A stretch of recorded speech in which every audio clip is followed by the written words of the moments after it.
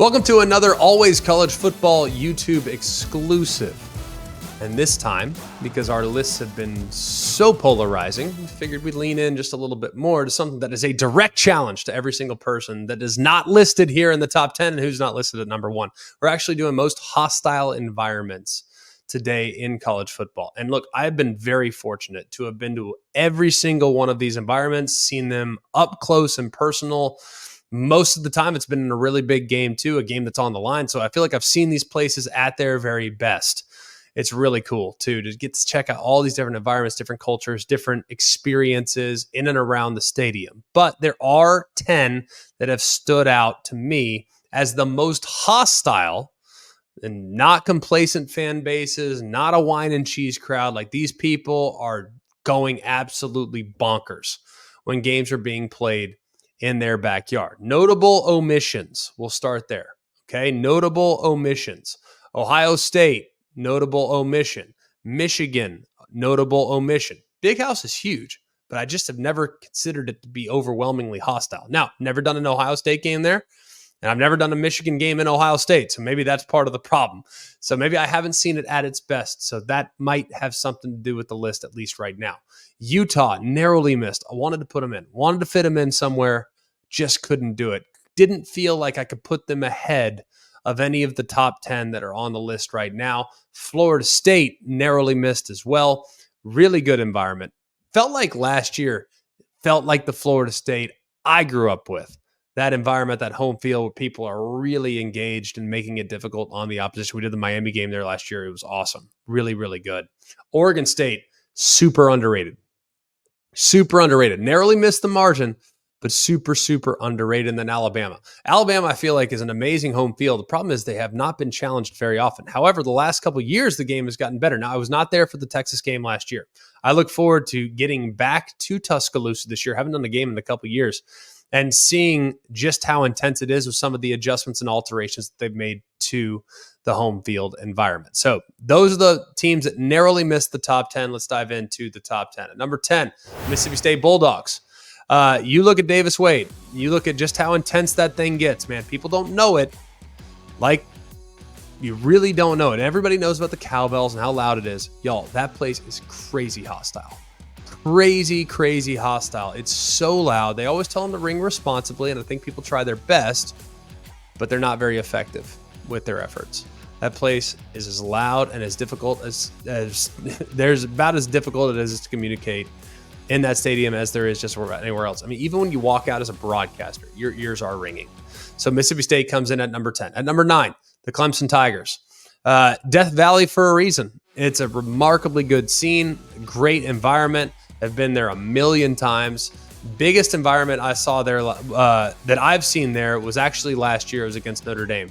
And them knocking off Notre Dame at that point, Clemson was kind of in the middle of a crossroads. Man, their fans were into it from start to finish, just making life really difficult on Sam Hartman, being able to communicate. So Clemson comes in at number 9. Probably wouldn't have made the top 10 prior to last year, but seeing it that day made it feel different for me, and my perception of that home field hostility was different after that performance. At number 8, it's the Wisconsin Badgers.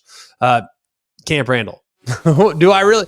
This, I think, back in the day when Wisconsin was a little bit better than they've been the last couple of years, this would have been a top 3, top 4 environment. It slipped just a touch. Haven't been there in a couple of years, but either way, that is still a difficult place to play. Bama will go there this year. They host a lot of really quality Big Ten opponents in there as well. So we'll find out just how hostile it is for some of the new Big Ten teams that are traveling to Madison for the first time. At number 7, this place is back on the list. I still think back to a few years ago when North Carolina and Sam Howell in week 1 on a Friday traveled in to play Virginia Tech. It was in 2021, and Virginia Tech took the field. Go and watch that. I challenge all of you to go and watch just how insane that entrance was. It was the first time since COVID that they were back in the stadium at full capacity, and North Carolina and Mac Brown went in there and got absolutely destroyed. Go watch that run out, and you'll understand why Virginia Tech comes in at number 7. Place is amazing. It's great to have them back playing meaningful games And if you look at their schedule this year, they got a couple big opportunities on their home field to make some noise again. At number 6, the Oregon Ducks. Very impressed by Oregon. Have always been very impressed by their home field. Now, I've only been there probably 3 or 4 times. Man, every single time I go, it's awesome. And the games have not always been competitive either, by the way. Like some of the games that I've done out there have gotten sideways. Last year, we were there for the Washington State game. It was a good game for about 3 quarters.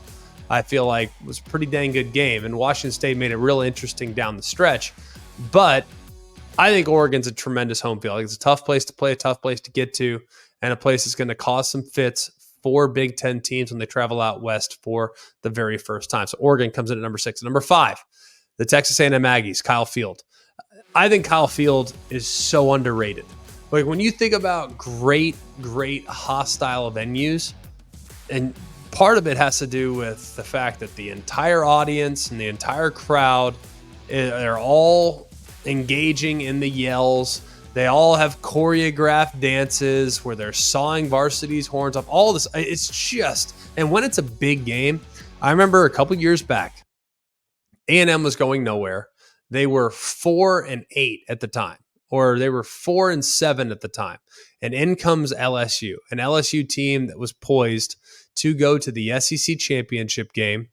And Devon A. Chain had about 38 carries for however many yards, 200 and something yards, and that place was electric.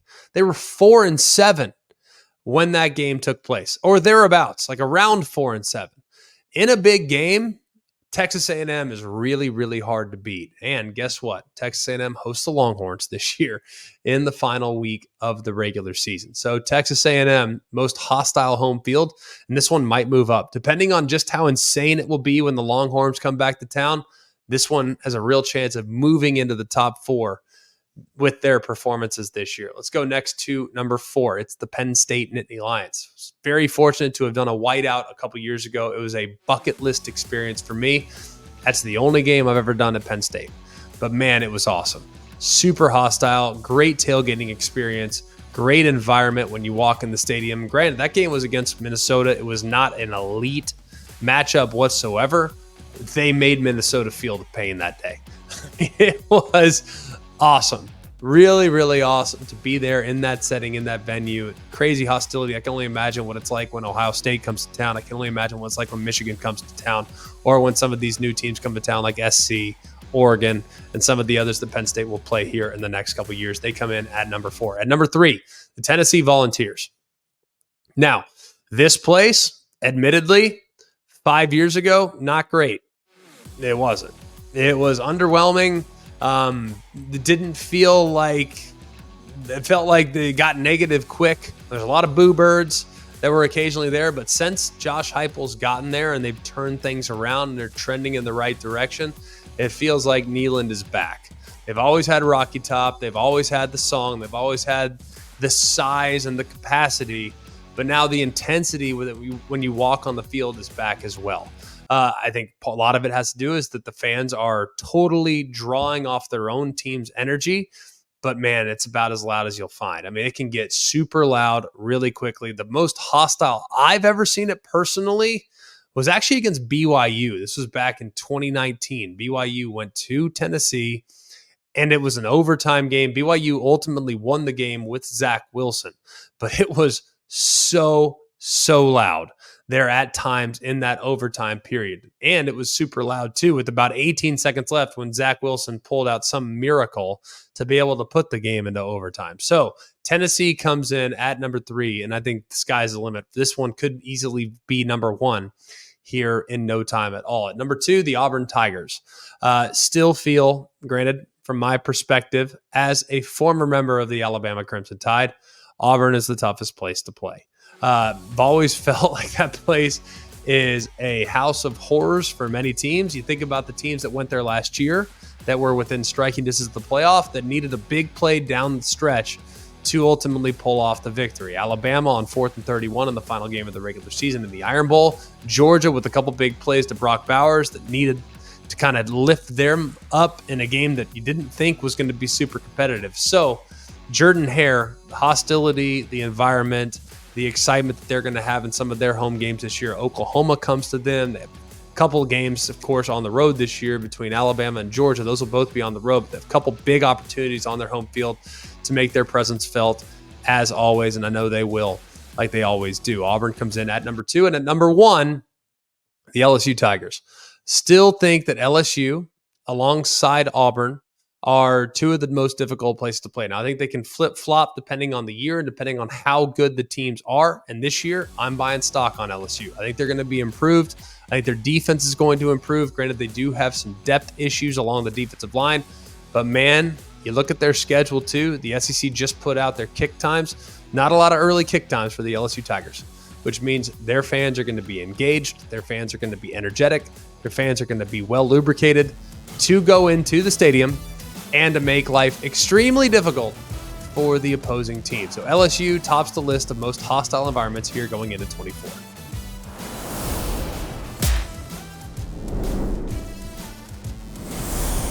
Hey guys, it's Greg McElroy. Thanks for watching Always College Football. Make sure you like, rate, and subscribe to ESPN's YouTube channel and wherever you listen to your podcasts.